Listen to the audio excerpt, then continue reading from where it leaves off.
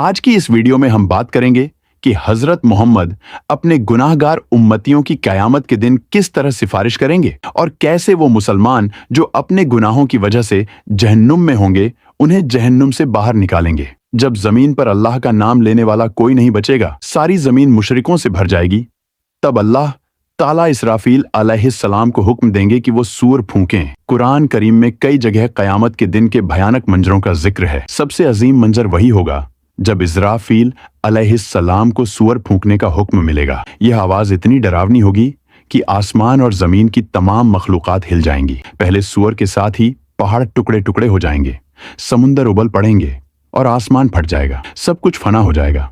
फिर दूसरा सूअर फूंका जाएगा, तब जमीन अपने अंदर दफन तमाम मर्दों और औरतों को बाहर निकाल देगी। रसूलुल्लाह ने फरमाया, अल्लाह आसमान से एक पानी बरसाएगा जिससे लोग ऐसे उगेंगे जैसे हरियाली उगती है। हजरत आयशा रजी कहती हैं कि मैंने रसूलुल्लाह से सुना, क़यामत के दिन लोगों को नंगे पांव, बिना कपड़ों के और बिना खतना किए मैदान ए हश्र की तरफ लाया जाएगा। उन्होंने पूछा, या रसूल अल्लाह, मर्द और औरतें सब एक साथ होंगे? क्या एक दूसरे को देखेंगे? आपने फरमाया, ए आयशा, उस दिन की सख्ती और खौफ इतना होगा कि किसी को किसी की तरफ ध्यान ही नहीं रहेगा। उस दिन सूरज बहुत करीब ला दिया जाएगा और लोग अपने आमाल के हिसाब से पसीने में डूबे होंगे। किसी का टखनों तक, किसी का घुटनों तक और किसी का पसीना गर्दन तक होगा। यह दिन इतना लंबा होगा कि 500 साल के बराबर महसूस होगा। फिर लोग कहेंगे, क्यों ना किसी को तलाश करें जो अल्लाह से हमारी सिफारिश करे। तब लोग एक एक कर तमाम अंबिया के पास जाएंगे, हजरत आदम अलैहिस्सलाम, नूह अलैहिस्सलाम, इब्राहिम अलैहिस्सलाम, मूसा अलैहिस्सलाम और ईसा अलैहिस्सलाम तक। लेकिन हर नबी फरमाएंगे कि आज अल्लाह का गज़ब ऐसा है जो पहले कभी नहीं था, और सब हजरत मोहम्मद की तरफ भेज देंगे। जब लोग हुजूर की खिदमत में हाजिर होंगे और अर्ज करेंगे, या मोहम्मद, आप अल्लाह के रसूल और आखिरी नबी हैं, अल्लाह ने आपको पहले और बाद के तमाम गुनाहों से पाक रखा है, कृपया हमारे लिए सिफारिश कीजिए। तब हुजूर सजदा में गिर पड़ेंगे। अल्लाह ताला फरमाएगा, ऐ मोहम्मद, सर उठाइए, बोलिए, आपकी बात सुनी जाएगी, मांगिए, आपको दिया जाएगा, और सिफारिश कीजिए, आपकी सिफारिश कबूल की जाएगी। फिर हिसाब किताब शुरू होगा।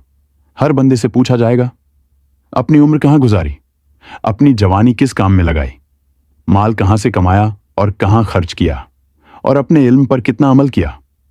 फिर जब अमाल का हिसाब पूरा होगा तो नेक लोगों को आमलनामा दाएं हाथ में मिलेगा, वो खुश और कामयाब होंगे। लेकिन काफिरों और मुनाफिकों को आमलनामा बाएं हाथ में, और वो जहन्नुम की तरफ धकेले जाएंगे। इसके बाद आमाल का वजन होगा, जिसका पलड़ा भारी होगा वो जन्नती होगा और जिसका हल्का होगा वो जहन्नमी। फिर आएगा पुल सिरात, जो बाल से भी ज्यादा बारीक और तलवार से भी ज्यादा तेज होगा। हर इंसान को उसके ऊपर से गुजरना होगा। मोमिन अपने ईमान और आमाल की रोशनी में तेजी से गुजरेंगे, कुछ बिजली की तरह, कुछ हवा की तरह और कुछ धीरे धीरे। काफिर और मुनाफिक फिसलकर जहन्नुम में गिर पड़ेंगे।